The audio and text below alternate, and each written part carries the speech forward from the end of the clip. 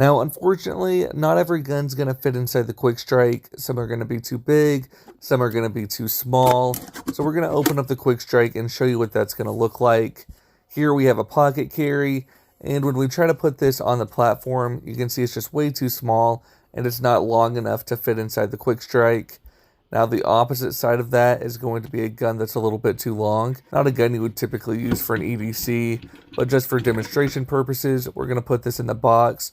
But once we try to push that down, it's going to be just too long for that to work, which was the same reason both of these guns aren't going to work either. But I know what you're about to say.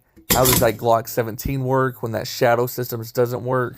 Well, if you look at the Shadow Systems that's based off the Glock 17, it actually has the compensator on it. And even though it's a pretty small compensator, it does add just enough to make it a little bit too long to work in the Quick Strike.